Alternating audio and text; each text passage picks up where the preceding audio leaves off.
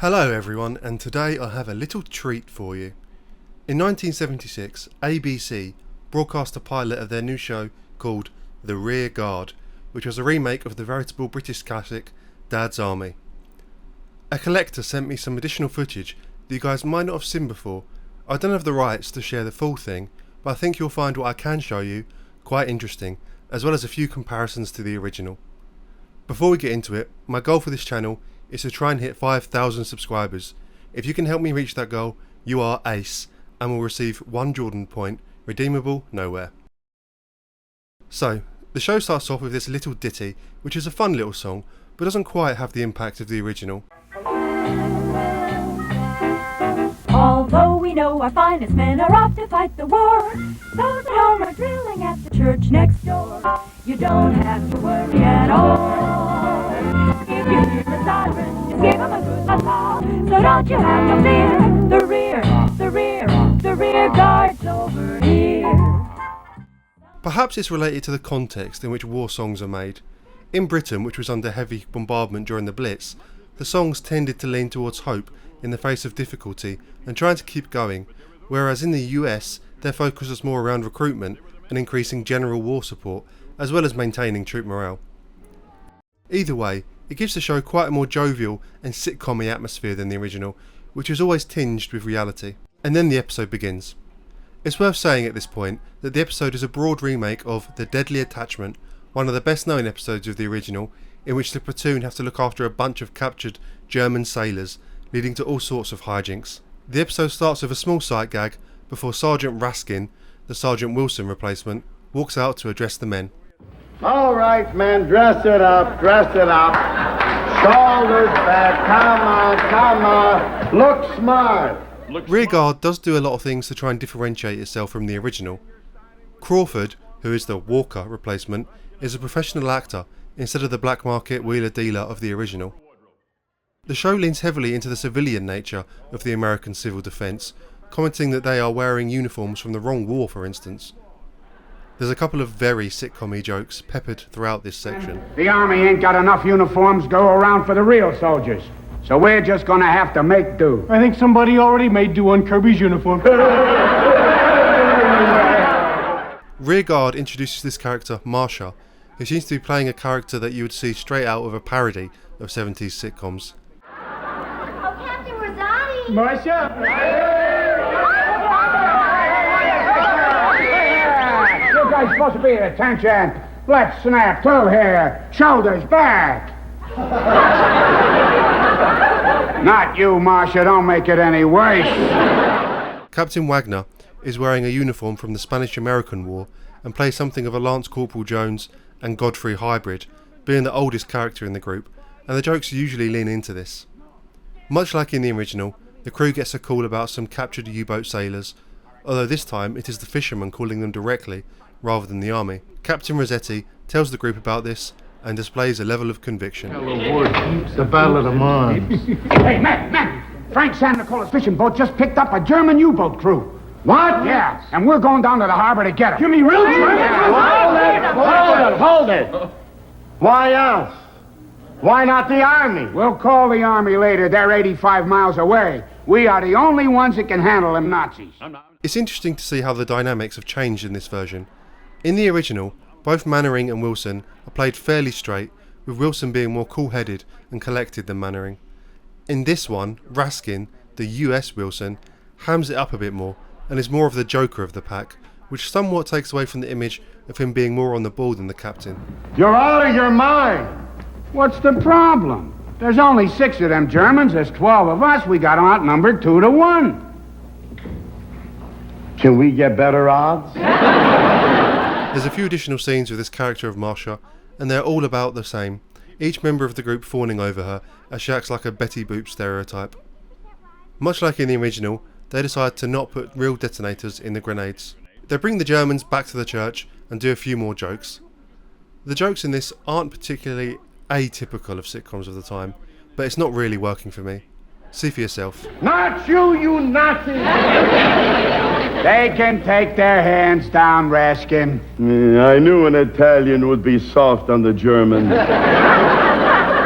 I was was born in Bayonne, New Jersey. I ain't no Italian, I'm an American. You can take the boy out of the olive oil, but you can't take the olive oil out of the boy. The rest of this scene plays out much like the original does, with them setting up machine guns and huddling the Germans up. Henderson, the American version of Private Pike, plays a sort of gee whiz style kid stereotype, which I think actually works quite well and is one of the better translations of the show. Wow! Real Germans! Just like in the movies. That one looks like Erich von Stroheim. Some of the jokes are lifted directly, but tweaked a little. Compare this scene in the original of Jones talking about cutting off the Germans' buttons to the US version of the same joke and see what you think. Mr. Speaker, yes. Why don't we chop off their trouser buttons? What? If we chop off their trouser buttons and they try to run away, that would show something unusual. And then if there should be some person nonchalantly walking down the street and they see the men with all their trousers around their legs, they will make some inquiries. Captain, if you want maximum security, why don't you cut the buttons off their pants? What for? Well, they can't run very far with their pants down around their ankles. Events go down the same way as in the original. The army is meant to come and pick them up, but can't get out until the morning, so the rear guard has to look after them until the morning. Instead of going out to get them fish and chips, as in Dad's army, this time they send out for sandwiches. The German captain in this one is a little less serious and a bit more flamboyant, leaning into the more sitcom-y nature of this version. And don't threaten me, you silly old fool. And call me sir. Chef! We then get the US version of the famous "Don't tell him Pike" joke, but it doesn't quite work as well, because the US Pike isn't as scared or nervous of the Germans as the original was. Your name will also go on the list. What is it? Don't tell him, Henderson. Henderson, thank you, Captain. They then take the sandwich order, which I think works quite well, as it's a little harder to guess what they would want in their sandwich, and they also do add in a joke about ordering from a kosher deli to add to the satiricism. Why don't I go to Greenblatt's kosher delicatessen on the corner? For the Germans? The kosher deli will be fine. The German captain then pulls the trick of pretending to be sick to take the captain's gun and holds the church custodian hostage, with the priest running back and forward doing negotiations. Raskin again provides the one-liners. But if they get back to Germany, they'll get another U-boat and start sinking our ships again. The kid's right. It's Muldoon's life against thousands. Well, that's a tough decision to make. Yeah. But I say, let bygones be bygones, and we'll send flowers to his funeral. Negotiations go the same way as in the original, with the group eventually deciding to accede to the Germans' demands in the hope that someone in town will notice and call the army. It's a little unclear in this one exactly what the Germans hope to do with the boat, as sailing a fishing boat from Long Island to France, avoiding the US Navy and the Royal Navy along the way, would be some feat. In this version, the German captain decides to attach the grenade to the captain instead of Jones, which takes away a little of the comedic tension of the scene. Raskin then provides a very over-the-top response to this, especially in comparison to the original. 7 seconds will be enough for me to get clear, but I don't think it is enough time for the old man to unbutton his tunic. A terrible way to die. One false move and I pull the string. What a way to go!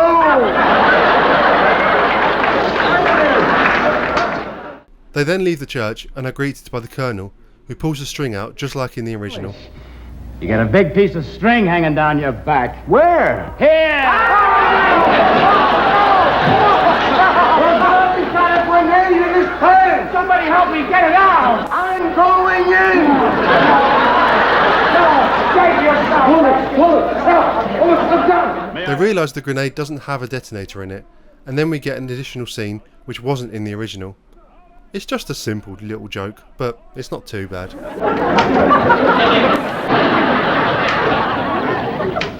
Hey, Crawford, when you finish with your comb, give it to Marcia. She can grease the typewriter with it. Captain Rosati, here's an envelope marked urgent from Colonel Walsh. I'll bet it's a commendation. Read it, Raskin.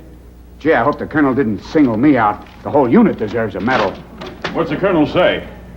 Says the German U-boat captain has one request. He wants to know the name of the kosher deli. So overall, what do we think? Well, I suppose contrary to urban legend, it's not the worst thing in the world. It's not as good as the original naturally, but in isolation, it's a pretty much generic 70s American sitcom. This isn't me saying all American comedies of that time were bad, far from it, but there were so many of varying quality, and this one fits in with the most mediocre of them. I think that's sort of the main problem with it. It doesn't do anything to stand out, and ends up feeling just bog standard, with the characters acting up jokes like they would in any show, with little nuance. If they decided to make it a little more serious, and a little more realistic, it may have done a little bit better, and actually got commissioned, but alas, this pilot is all that exists of it.